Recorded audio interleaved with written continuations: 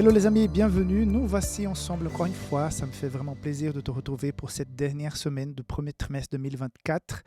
Sur le livre des psaumes, nous entamons la dernière semaine avec des rappels très très intéressants. C'est une leçon assez touchante avec des messages assez clairs pour chacun d'entre nous. Donc nous approchons de nouveaux trimestres où il sera question du grand conflit. Donc un trimestre aussi qui promet énormément. Cette semaine, il sera question d'espérer. Donc le titre déjà, espérer en éternel. Qu'est-ce que cela veut dire espérer? Comment attendre? C'est souvent très difficile. L'humilité de Dieu. Se rappeler des délivrances passées avec le psaume 126. C'est mon psaume préféré, mes amis. Je regardais un peu, je me suis dit, mais pourquoi le psaume 126 n'est pas abordé? Et finalement, à la dernière leçon, mon psaume préféré, finalement, il est abordé. Un message vraiment très très beau, on verra ça, je crois, le mardi. Il est question aussi de la louange pour la création de Dieu. Il est question aussi de la résurrection et de la vie et la victoire en Jésus. Donc une semaine qui promet énormément. On sera ensemble donc du 13 au 30 mars. Et comment tu vas? Comment va ta vie spirituelle, ta vie de famille, ta vie morale? Comment tu te sens? Est-ce que tu as la pêche? Comment ça va ton engagement avec Dieu? Comment ça va tes moments de prière, tes moments seuls avec le Seigneur? J'espère que ça va bien. Mais si ce n'est pas le cas, j'espère que cette semaine, les messages que nous allons partager ici pourront t'aider à te redresser, à faire plus confiance, à retrouver ce punch spirituel pour continuer de progresser dans la vie. C'est vrai que parfois nous avons des défis. J'entends souvent des amis, des connaissances, des membres d'église que me partagent un peu leurs difficultés, leurs défis. Et souvent, ce n'est pas simple. Peut-être je parle à quelqu'un qui vit des choses très, très compliquées en ce moment. Tu ne vois pas d'issue, tu ne vois pas de sortie de secours. C'est très compliqué.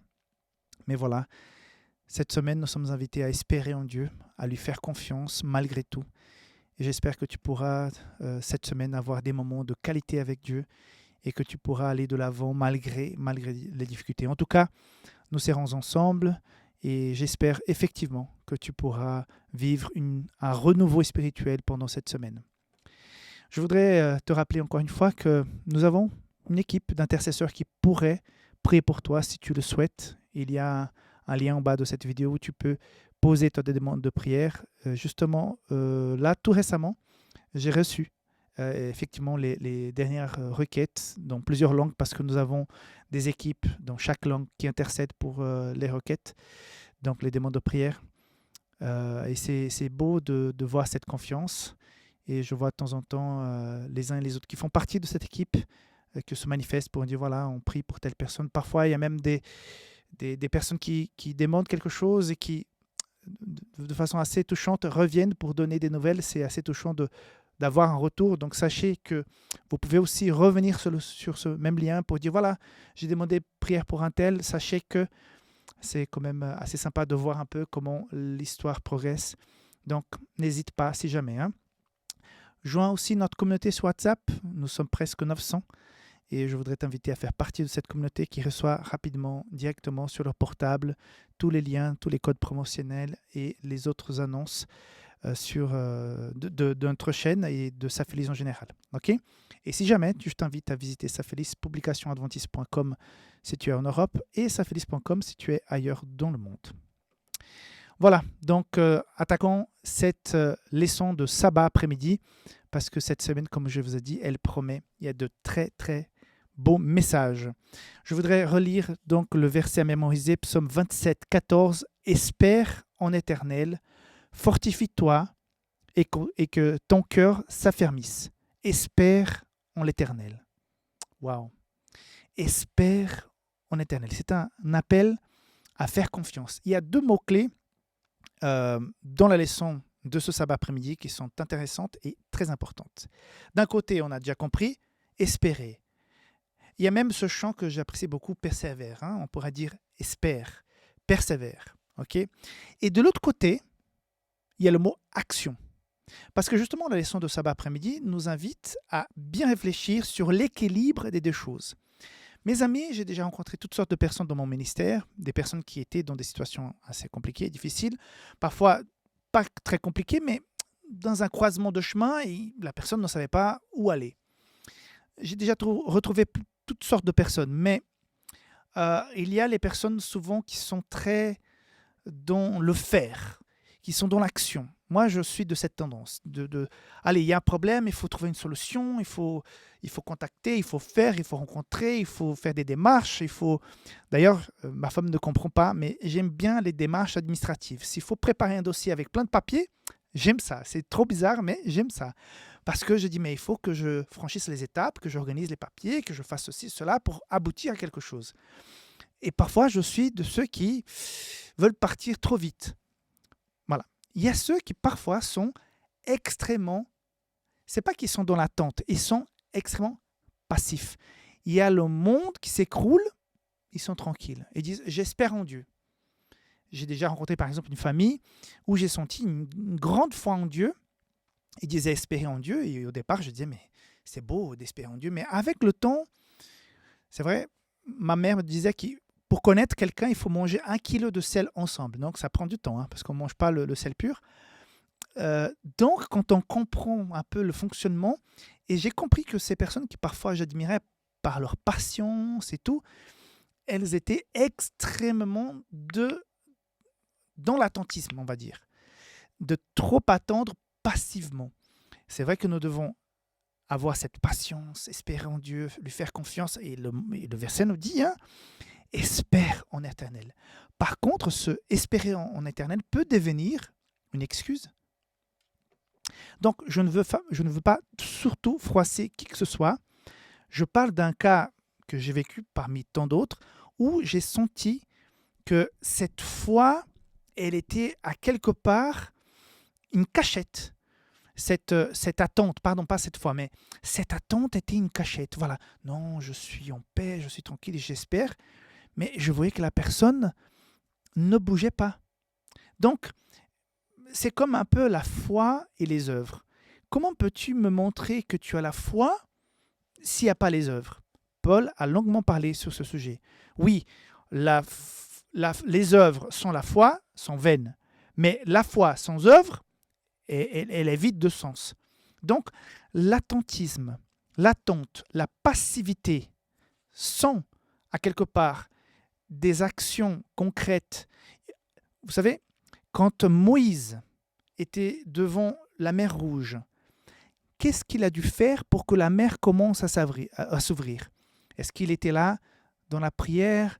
Il a attendu, Seigneur, que la mer s'ouvre. Je ne vois pas de signe, Seigneur. Fais un petit début d'ouverture, Seigneur, pour que je puisse voir.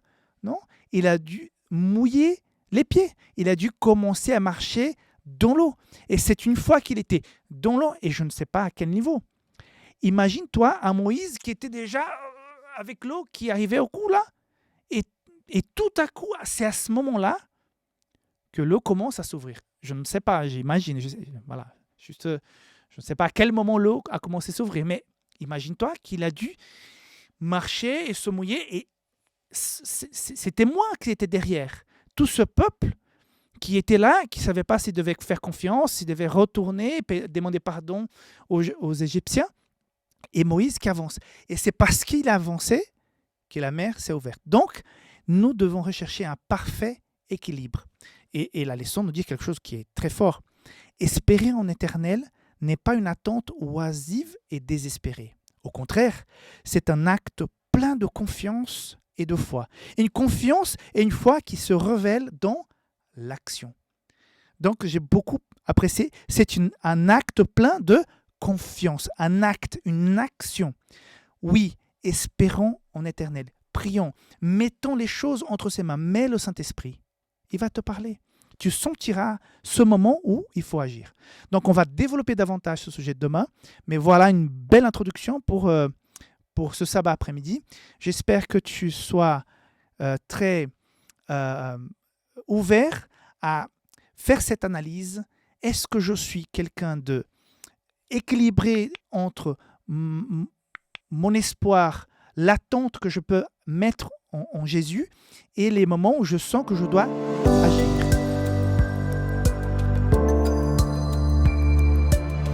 Donc, attaquons cette leçon, l'appel à espérer.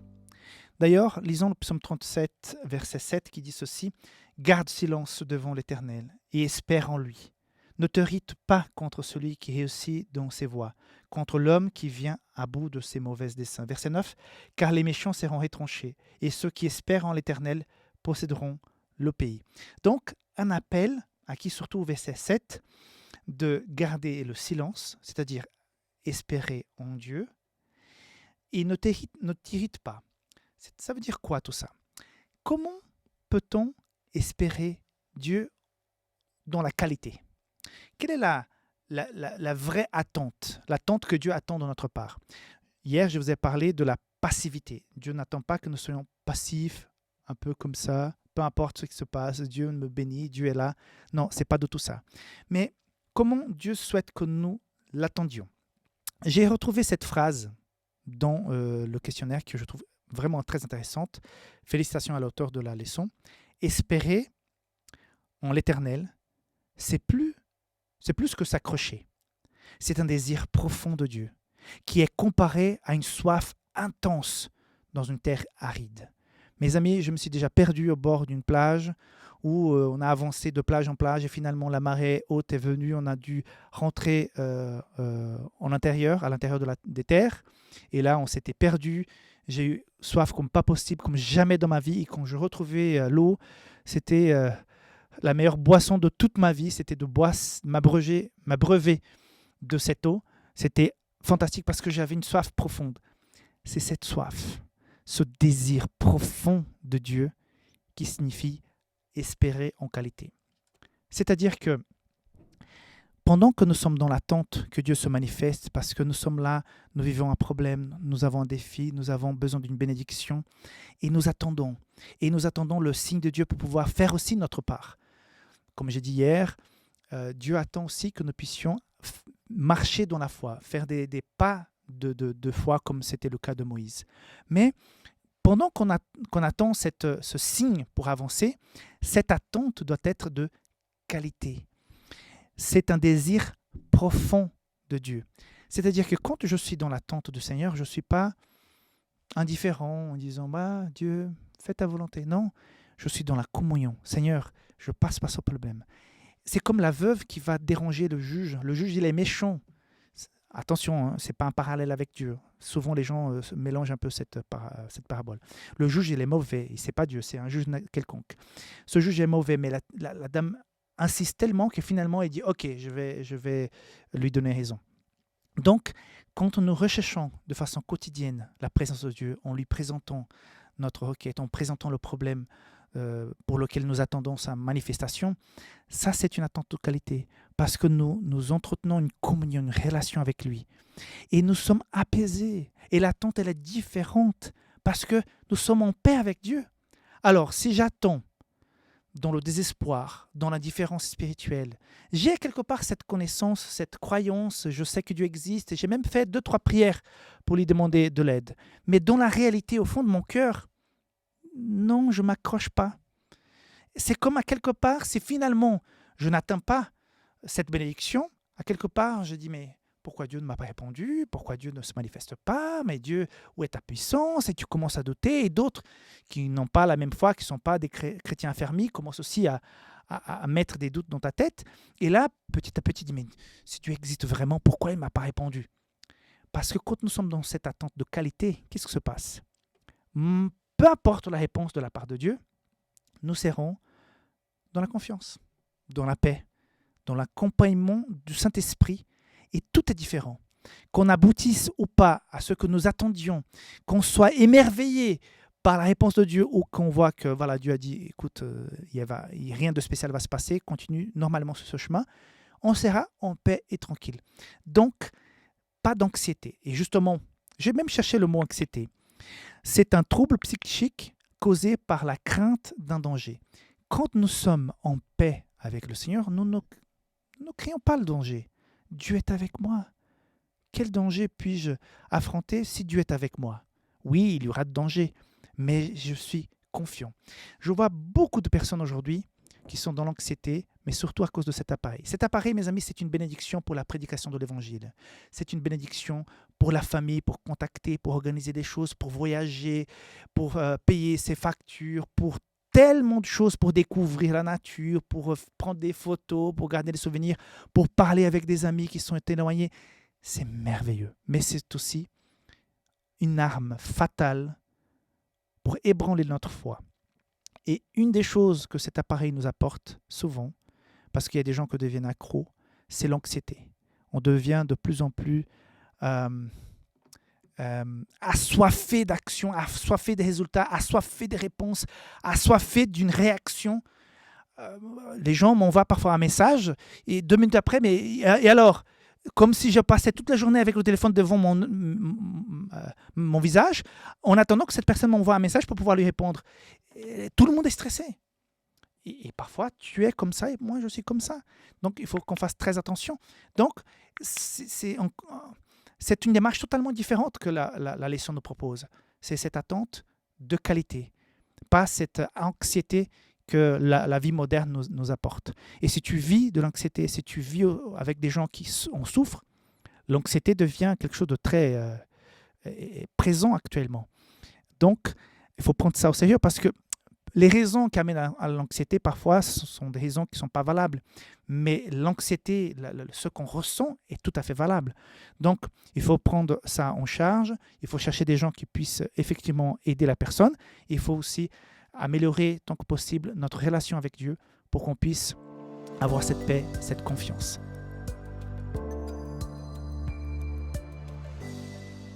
Cette confiance, elle est ramenée au travers le psaume 131 qui donne cette image de cet enfant, tout petit encore. Il a peut-être quelques mois, une année, il est encore tout petit. Regardons ce que dit le psaume. 131. Éternel, je n'ai ni un cœur qui s'enfle, ni des regards hautains. Je ne m'occupe pas des choses trop grandes et trop relevées pour moi. Loin de là. J'ai l'âme calme et tranquille, comme un enfant, c'est vrai, qui est auprès de sa mère. J'ai l'âme comme un enfant, c'est vrai. Israël, Israël, mets ton esprit en l'Éternel, dès maintenant et à jamais. Donc, David est en train de faire ce parallèle de cet enfant qui est calme et tranquille entre les bras de sa maman. Imagine-toi un enfant dans un parc, bruyant, plein d'autres enfants, beaucoup de voitures autour, beaucoup de gens qui parlent, et il est déboussolé. Et tout à coup, il voit ce visage, ce papa qui se rapproche, qui prononce son nom. Et tout de suite, il a le sourire, et il est rassuré, cette angoisse qu'il avait dans son cœur, cette peur, s'évanouissent parce qu'il a retrouvé son papa. Et puis, il se fait prendre dans ses bras, et il est réconforté. Nous vivons des choses difficiles, mais qu'il est bon de penser que nous sommes des enfants. Nous sommes ces petits-enfants qui marchons à peine, qui venons d'être sévrés, et qui avons ce Père aimant qui se rapproche et qui nous prend dans les bras et qui dit « Ça va aller, je suis ton papa, je suis là, ça va marcher ». Donc, on voit dans cette image que David est en train d'inviter Israël à faire plus confiance, mais cette confiance génuine, cette confiance réelle en Dieu, en disant « Seigneur, je passe par des moments difficiles, mais je te fais confiance. » Parce que le revers de la médaille de l'être humain, c'est l'orgueil. Et comme il mentionne ici, qu'il n'est pas hautain, c'est que d'un côté, nous avons cette confiance enfantine, entre guillemets, cette foi enfantine en Dieu, et de l'autre côté, nous avons cet appel pour l'orgueil. Le même orgueil qui a originé le péché dans le monde. Hein. Cet orgueil qui fait en sorte qu'on pense qu'on a des droits, on mérite de penser un peu à soi-même, qu'on doit profiter de la vie. À quelque part, tout ça, c'est vrai, on doit profiter de la vie, mais tout ça dans les valeurs. Parfois, quand on dit profiter de la vie, c'est comme si on laissait de côté toutes les valeurs et qu'on était prêt à tout faire et peu importe les conséquences. Non, ça, c'est pas la vraie vie. Ça s'appelle prison. Ça peut être amusant au départ, ça peut être plaisant au départ, mais c'est irresponsable et ça va ramener de la douleur, de la difficulté. D'ailleurs, si jamais tu as été à quelque part un peu responsable dans ta vie, partage avec nous dans les commentaires les choses que tu as apprises une fois que tu es revenu à, à- à- à la réalité des choses. C'est intéressant parce qu'un point aussi de la leçon d'aujourd'hui, c'est l'importance du partage de nos expériences personnelles. Ce que tu as vécu par le passé, des choses que tu as apprises par tes erreurs, partage-les. Parce que ton expérience va peut-être éviter que d'autres rentrent dans le même bateau. Pourquoi faire en sorte que ces personnes qui sont autour de nous, qui pourraient profiter de ton expérience spirituelle, tombent dans les mêmes pièges? Donc, l'invitation, c'est de se reposer, de faire confiance à Dieu. Cet enfant qui est, c'est vrai, il a tété, il est nourri, il connaît sa maman, il sait qu'il est aimé, il ressent le câlin de sa maman. Et ce bébé, il sent qu'il est aimé, que sa maman est tout près. Et c'est ça. Dieu souhaite te dire, je suis proche de toi, je te touche, je t'accompagne. Donc, sois humble, ne sois pas hautain, ne sois pas orgueilleux, marche dans l'humilité. Ainsi comme Jésus, Philippiens 2, hein, ainsi comme Jésus a marché dans l'humilité en se vidant lui-même de ce roi qu'il aurait pu être sur terre, il était serviteur. Et pourquoi tu ne veux pas être serviteur? Pourquoi ce message que Jésus te laisse ne te convient pas? Pourquoi tu veux être plus que les autres?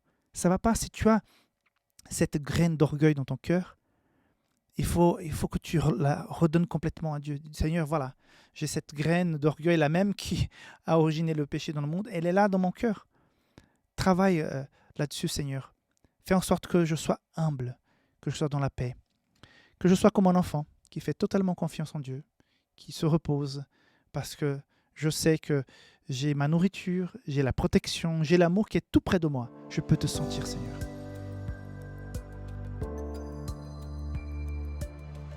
Donc, comme je disais, le psaume 126, c'est mon psaume préféré de la Bible, un psaume qui m'a aidé dans mon processus de conversion aussi. C'est un psaume qui est très intéressant parce que le peuple est captif et pendant qu'ils sont en captivité, ils font quoi? Quelque chose que j'ai dit de la semaine dernière dans la leçon précédente, qu'il est important de se rappeler de belles choses que Dieu nous a faites dans le passé. Parce que quand on se rappelle de cela, ça nous donne plus confiance par rapport à l'avenir. Parce que le même Dieu qui m'a aidé par le passé, bah, il n'a pas changé. Dieu ne change pas, Malachie 1,6. Donc, il va aussi m'aider dans l'avenir. Et justement, ce psaume 126, c'est exactement ça. On se rappelle des belles choses que Dieu a faites dans le passé et on se dit, Seigneur, si tu as fait ça dans le passé, ne m'oublie pas, quoi. Nous sommes là, on a besoin de toi. Et puis, on va lire le psaume. Il est dit ceci. Quand l'Éternel ramènera les captifs de Sion, nous étions comme ceux qui font un rêve. Alors notre bouche était remplie de cris de joie et notre langue des chants d'allégresse. Alors on disait parmi les nations, l'Éternel a fait pour eux des grandes choses. Oui, l'Éternel a fait pour nous des grandes choses et nous sommes dans la joie.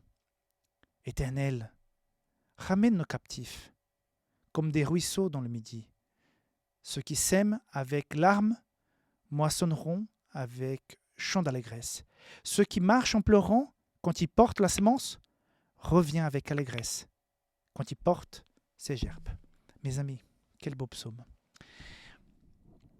Quand j'étais en Jordanie il y a quelque temps, souvent, là où j'étais, je passais sur un pont. Et j'ai passé 2-3 fois à pied. Mais je trouvais ça bizarre parce que ce pont traversait une région où il y avait un vide en bas. Il y avait beaucoup de débris et tout. Mais un grand vide, un grand espace. Je me disais, mais pourquoi ils ont construit ce pont? Parce que je pense que, comme ailleurs, on peut juste faire passer la route. Il faut juste niveler un petit peu et faire passer la route. Pourquoi ils ont fait un pont? Et là, je demande à quelqu'un du coin. Il explique, non, non, non, non. Ça, c'est un grand torrent. Tu t'imagines pas. Quand il pleut là-haut, là, il m'a montré. Quand il commence à pleuvoir là-haut, tout à coup, on ne se rend pas compte. Le descend avec une puissance, une vitesse, et ça se remplit en quelques minutes. Tout ça s'est rempli. Et s'il n'y avait pas ce pont, on ne pourrait pas traverser. Et là, j'ai dit waouh! Et je me suis rappelé de ce psaume. C'est-à-dire que quand il y a la pluie, quand le torrent arrive, la terre qui est sèche, la terre qui est aride, tout à coup, il y a l'eau qui arrive et qui va nourrir toute cette sécheresse. Voilà la même chose.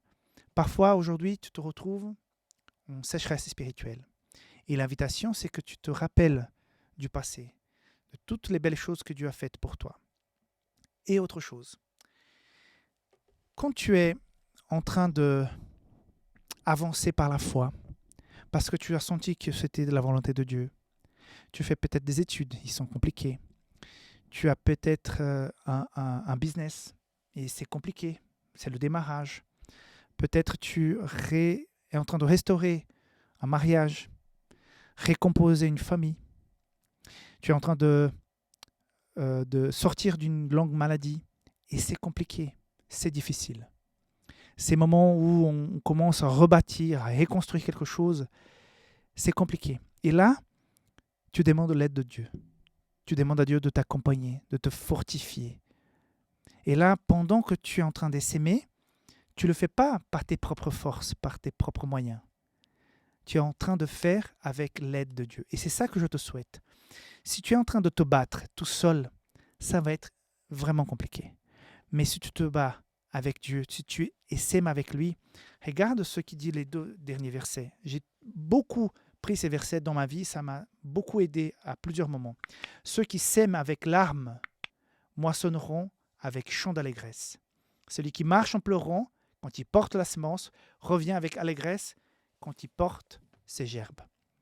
La vie ici-bas, elle est difficile, mais si on se souvient de la puissance, de la grandeur de notre Dieu, on a plus confiance pour affronter les problèmes. Donc, je ne sais pas par quel genre de problème sociétal, santé, professionnel, financier que tu vis en ce moment, mais ceux qui s'aiment avec Dieu vont revenir en chantant des chants d'allégresse, en portant ses gerbes, parce que Dieu est avec eux. Dieu les accompagne. Il y a un autre point ici. Malgré les difficultés présentes, le peuple de Dieu est encouragé à semer avec persévérance, sachant que la récolte viendra avec joie, illustrant ainsi la confiance en l'œuvre future de Dieu. Quelle est l'œuvre future de Dieu? Notre avenir n'est pas à régler nos problèmes passagers sur terre. Notre avenir, c'est l'éternité. Or, nous ne sommes pas en train de s'aimer ici juste pour manger demain. Oui, c'est le cas quand on travaille parce qu'on doit payer les factures, on doit acheter à manger. Mais nous sommes au-delà de cette démarche. Nous sommes dans une démarche beaucoup plus grande et profonde. Nous sommes en train de vivre ici parce que nous sommes dans l'attente de la vie éternelle, du salut en Jésus-Christ. Et moi, je voudrais t'inviter à vivre cette vie dans une démarche de salut, dans une démarche de vie nouvelle, dans une démarche de départ. Moi, je ne veux pas rester ici. Ça, ce n'est pas la vraie vie. La vraie vie, c'est la vie éternelle. Et nous aurons des chants d'allégresse quand nous serons devant ces grands portails où on va retrouver le Seigneur, où il va nous inviter à cette sainte scène au ciel. Là, on va crier des cris de joie, on va être rempli d'allégresse parce qu'on va se rappeler qu'avant nous étions dans le désert, dans la sécheresse de cette terre, mais parce que nous avons essaimé avec nos larmes notre confiance en Dieu, nous pouvons être donc avec lui pour la vie éternelle. La leçon d'aujourd'hui a 3 sujets principaux. J'ai pas mal réfléchi avant d'enregistrer cette leçon. Ça m'a énormément touché, ces 3 aspects. C'est intéressant de remémorer surtout la création. Il est question tout de suite dans ce psaume du sabbat. On va lire. Psaume 82 ou bien 92 pour certains. Verset 1. Cantique pour le jour du sabbat. Plus tard, verset 5. Tu me réjouis par tes œuvres, ô Éternel, et je chante avec allégresse l'ouvrage de tes mains. Verset 6. Que tes œuvres sont grandes, ô Éternel, que tes pensées sont profondes. Maintenant, verset 13 et suivant. Les justes croissent comme le palmier. Ils s'élèvent comme le cèdre au Liban. Plantés dans la maison de l'Éternel, ils prospèrent dans les parvis de notre Dieu. Ils portent encore des fruits dans la vieillesse. Ils sont pleins de sève et verdoyants. Pour faire connaître que l'Éternel est juste il est mon rocher. Il n'y a point en lui d'iniquité. Voilà un psaume qui est un beau rappel de la puissance, de la grandeur de Dieu, surtout en rapport avec sa création, tout d'abord. Ensuite, par sa récréation et son renouveau spirituel. Alors, on va prendre ça un par un. D'abord, c'est un psaume pour le sabbat. Or, le sabbat, en tout cas personnellement, c'est une des plus belles choses que j'ai découvertes au moment de ma conversion. Avant, je fréquentais l'église, j'étais très engagé, j'étais toujours un peu un rat d'église. Mais avant, l'église pour moi, c'était un moment dans la semaine pendant 2 heures. Avant, après, c'était tout pareil. Et pour moi, j'étais extrêmement fidèle à Dieu. Dieu me voyait avec beaucoup d'amour, beaucoup d'admiration parce que je consacrais 2 heures de ma vie à aller à l'église. Plus tard, j'ai découvert un Dieu qui est proche.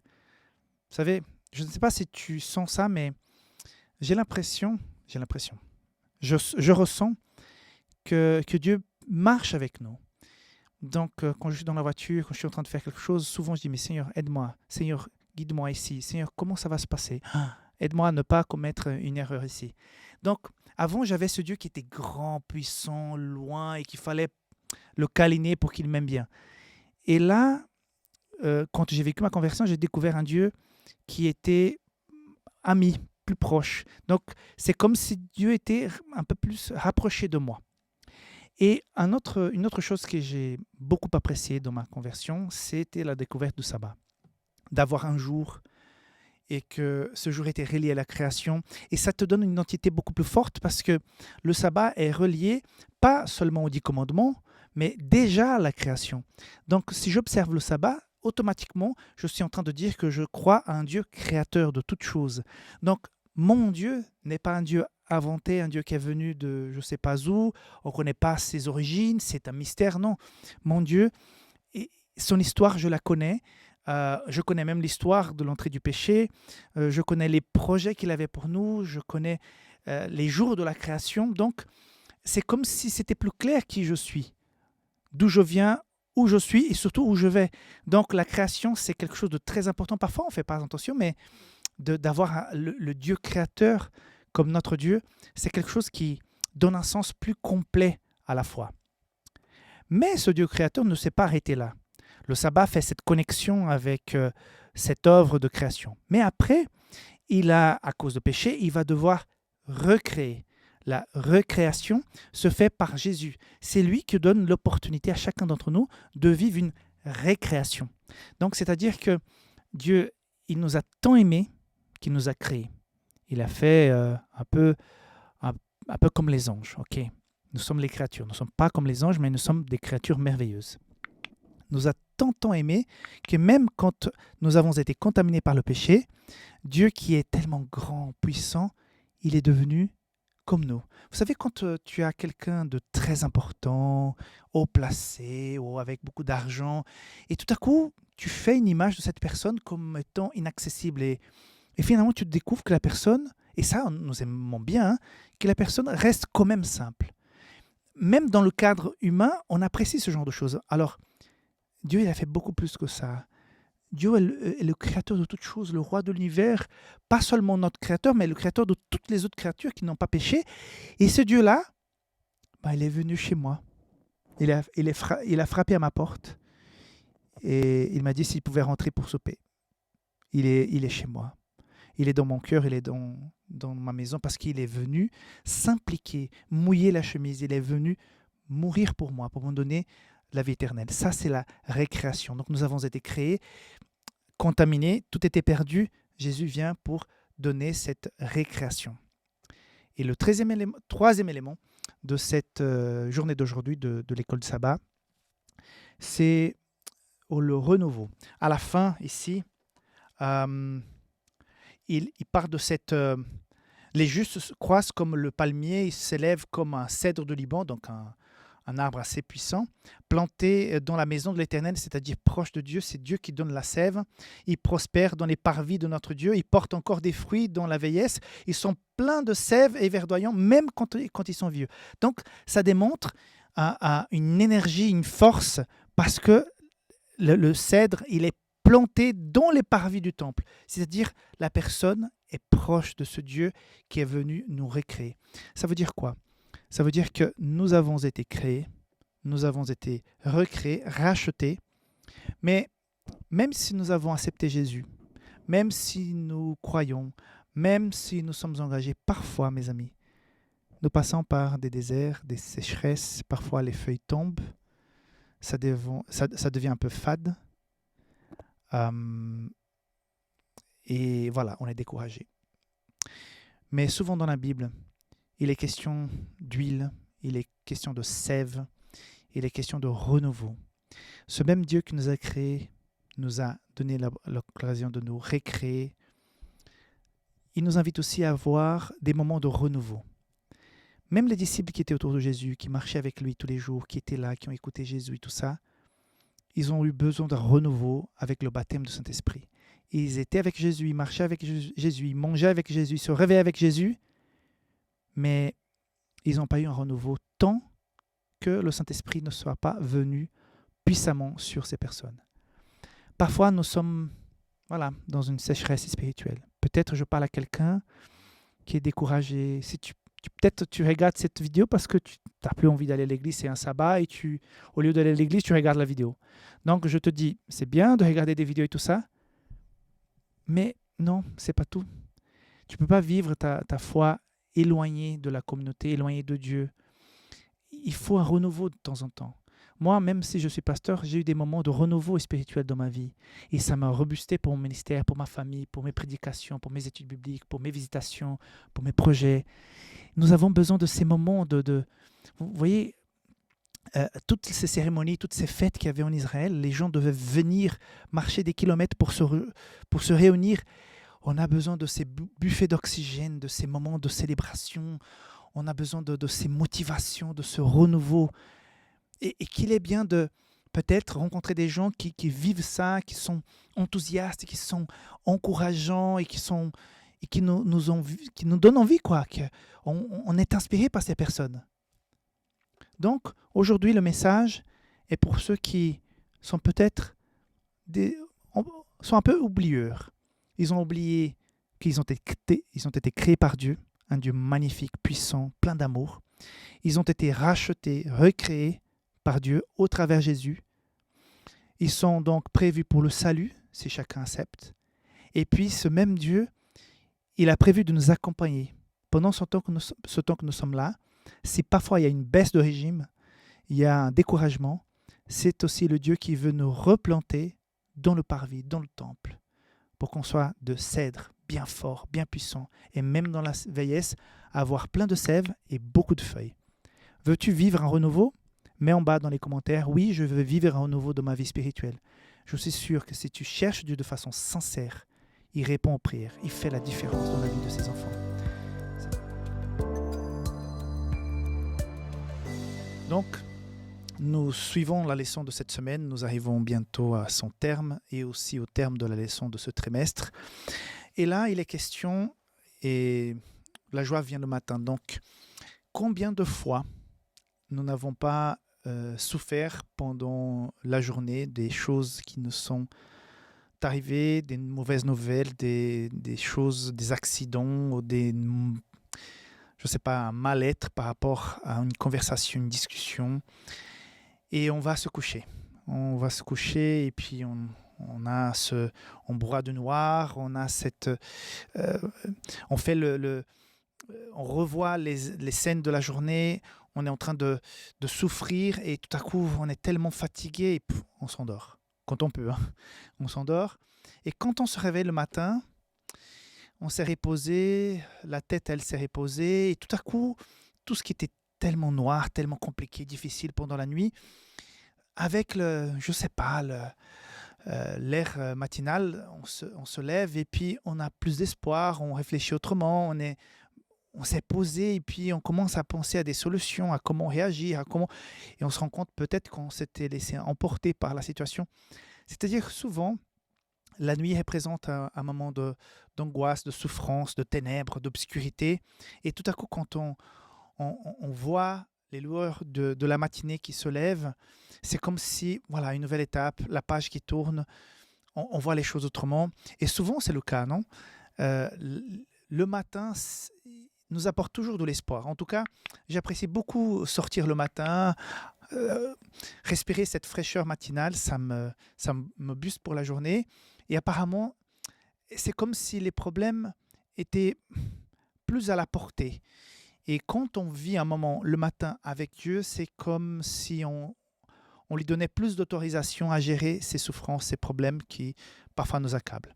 Et justement, la leçon parle de ça, que le matin symbolise souvent l'anticipation de la rédemption, l'anticipation de la solution à ces problèmes. Donc, c'est plaisant de se lever le matin et de faire plus confiance à Dieu et de se dire, ça va aller, malgré tout, ça va aller. Mais ça va bien au-delà de nos simples problèmes terrestres. Mais avant de continuer, je voudrais lire le psaume 30, verset 5 dans certaines Bibles, 6 dans certaines autres, qui dit ceci. « Car sa colère dure un instant, mais sa grâce toute la vie. Le soir arrivent les pleurs, et le matin, l'allégresse. » C'est-à-dire que on peut pleurer la nuit, mais le matin ramène l'allégresse. Donc, qu'est-ce qui pourrait bien symboliser aussi spirituellement l'arrivée du matin, le démarrage d'une nouvelle journée? La leçon fait un parallèle avec cette matinée exceptionnelle, ce dimanche matin où Jésus est ressuscité. Marc 16 est utilisé dans la leçon d'aujourd'hui pour parler de ces moments où ces femmes vont chercher le corps de Jésus et Jésus, il est ressuscité. La mort de Jésus est fondamentale. Mais si Jésus n'avait pas ressuscité le dimanche, ça aurait été en vain. Donc, oui, nous louons la mort, le sacrifice de Jésus, mais nous louons aussi sa résurrection.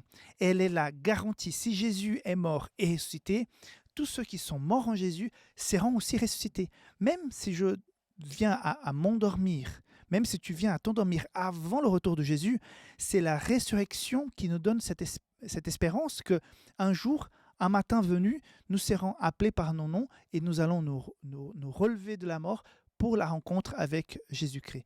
Et ça, c'est puissant, mes amis. La mort de Jésus, mais sa résurrection sont ces deux moments, deux événements qui sont des garants de notre foi. Un autre élément intéressant, on retrouve ce verset, Apocalypse 22, 16. « Je suis le rejeton et la postérité de David, l'étoile brillante du matin. » Nous attendons ce retour de Jésus. Donc, cette étoile brillante qui va venir et qui va mettre totalement fin au péché qui est sur cette terre. Donc, nous attendons aujourd'hui l'étoile du matin. Encore une fois, cette image, cette illustration de quelque chose qui apparaîtra au lever du jour. Donc, si tu passes par un moment de ténèbres, de nuit dans ta vie, sache que dans cette vie ici-bas, quand on met ces problèmes, met ces situations entre les mains du Seigneur, il nous arrive à donner cette paix qui est incompréhensible. Et une fois qu'on reçoit cette paix, c'est comme si nous avions un nouveau jour, comme si on tournait un peu la page et une nouvelle matinée dans notre vie spirituelle, dans notre expérience par rapport à ce problème arrivait parce qu'on a quand même une espèce de bouffée d'oxygène. Donc, si tu vis un moment de ténèbres, d'obscurité, de nuit par rapport à une situation physique, spirituelle, morale, si nous cherchons notre Seigneur, si nous lui déposons entre ses mains ces situations, il nous a promis de nous apporter cette bouffée d'oxygène. Peut-être le problème ne sera pas réglé tout de suite. Souvent, ça met du temps. Mais le simple fait d'être en confiance, en sachant que Jésus prend une nouvelle place dans ma vie et par rapport à ce problème, c'est comme s'il y avait une nouvelle matinée dans ma relation avec Dieu et puis il y a cette espérance qui nous remplit. Donc, je voudrais aussi finir avec ces versets des Lamentations. « Les bontés de l'Éternel ne sont pas épuisées. Ses compassions ne sont pas à leur terme. Elles se renouvellent chaque matin. Oh, que ta fidélité est grande. » Lamentation 3, 22, 23. Mes amis, les bontés de l'Éternel ne sont jamais épuisées. Ses compassions ne sont pas à leur terme, elles se renouvellent à chaque matin. À chaque fois que tu te lèves le matin, en tout cas, je le pense très souvent quand tu ouvres ta fenêtre, quand tu sors, que tu vois les premiers rayons de soleil, la journée commence, pense comme ça. Les miséricordes de Dieu se renouvellent ce matin. Encore une fois, Dieu me donne une nouvelle journée, une nouvelle opportunité de vivre une nouvelle expérience avec lui, de tourner la page par rapport à la nuit, par rapport aux choses passées qui ont été peut-être moins bonnes, négatives. Mais Dieu me donne voilà, une nouvelle chance. C'est un espoir qui est renouvelé à chaque matin. Et ses miséricordes sur toi, sur moi, sont aussi renouvelées. Quel merveilleux Dieu nous avons. Et nous espérons le jour où nous verrons l'étoile du matin. Et voilà, ça sera finalement la plus belle matinée de toute notre existence quand on va passer de cette existence ici bas, pleine de péchés, de problèmes, à la vie éternelle où il n'y aura plus jamais nuit. Que Dieu te bénisse, que tu puisses partir encouragé et qu'un jour ensemble nous puissions voir cette étoile du matin. Bye bye.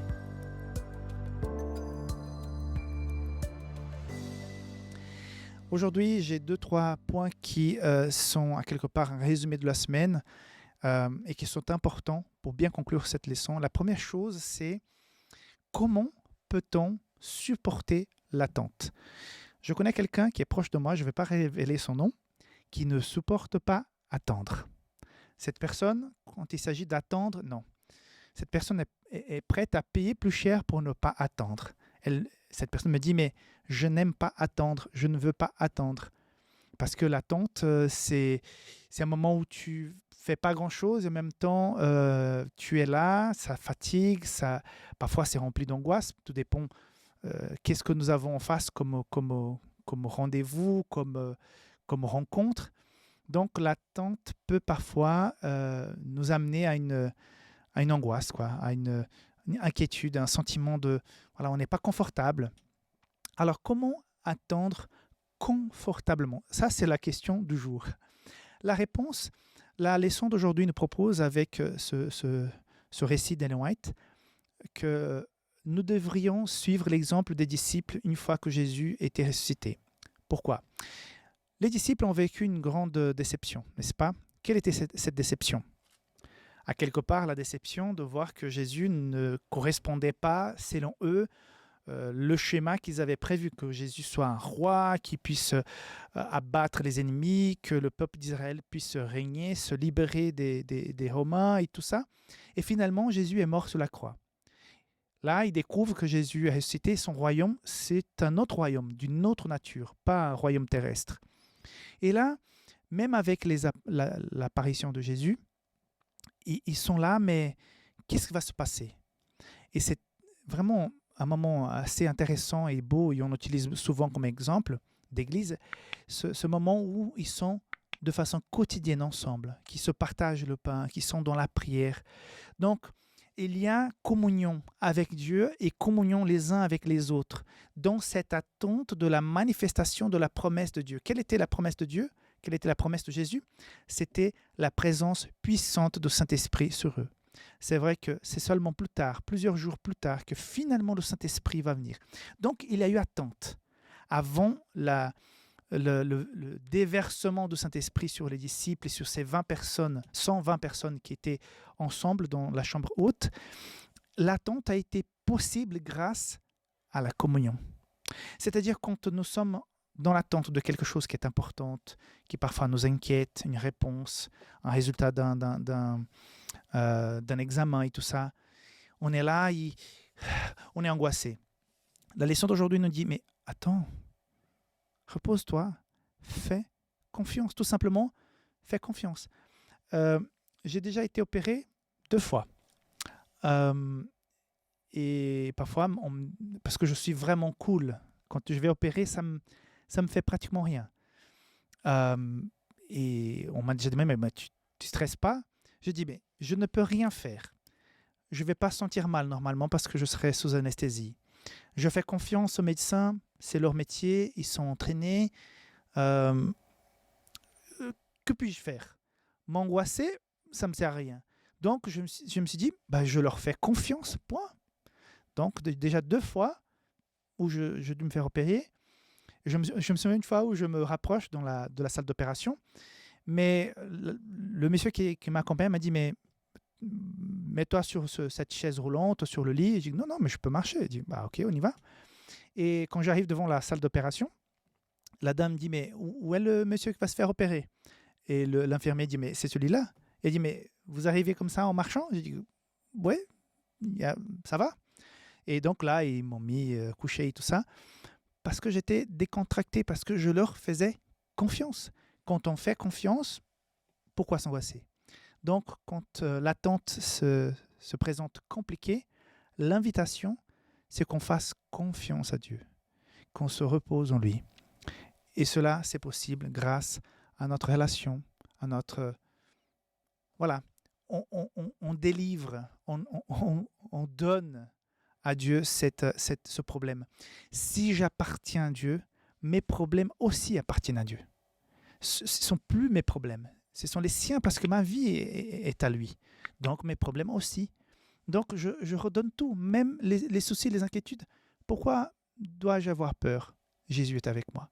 Donc si tu passes par un moment compliqué, si tu es dans une attente, repose-toi dans le Seigneur. Dis Seigneur, je ne peux pas régler ce problème, en même temps je ne veux pas souffrir. Bon, alors je te donne, je te le redonne, il est à toi. Ok? Un autre point que je voudrais aussi revoir avec vous, que j'ai bien apprécié, c'est nos prières et nos chants sont des moments privilégiés où nos cœurs rencontrent le cœur de Dieu, renforçant ainsi notre foi et notre espérance en lui. Mes amis, chanter, lire la Bible, l'adorer, ça remplit ce temps d'attente, ça fait en sorte qu'on soit plus léger. Donc, oui, être dans une attente, dans une chambre fermée, volets fermés, et puis on a peur, on est angoissé, on va souffrir. Mais si on est dans l'attente, mais on met notre confiance en Dieu, on lui redonne tout, et puis on est dans l'adoration, dans le chant, dans la lecture, dans le partage, on sort marcher, si c'est possible, hein, on sort marcher, on parle avec le voisin, on parle à un frère, une sœur de l'église, on se rend aux activités. Le problème, il est là. On ne l'a pas changé, mais tu es dans l'adoration, tu es dans le partage. C'est beaucoup plus simple. Ne pas se renfermer sur soi parce que ça ne fait que difficulter la chose. La chose est plus lourde que vraiment elle devait être parce qu'il n'y a pas cette confiance qui s'exprime dans les activités d'adoration, de partage que je peux faire. Donc, comment améliorer l'attente en se mettant totalement entre les mains de Dieu, en l'adorant, en lisant la parole de Dieu, en priant, en partageant. Voilà. C'est comme ça que j'ai compris que la leçon nous invite à mieux vivre le temps de l'attente. Ok? Que Dieu te bénisse. C'était un réel plaisir d'avoir vécu ce trimestre avec chacun d'entre vous. On se voit donc demain pour le démarrage d'un nouveau trimestre. Un trimestre qui va parler de conflits, mais certainement à la fin de ce conflit, il y aura une grande paix qui peut commencer dès à présent. Donc, que Dieu te bénisse, que tu puisses avoir un très bon sabbat. Si c'est possible, va à l'église demain, partage la foi, l'adoration avec les frères et sœurs et que tu puisses vraiment sentir sa présence. Bye bye.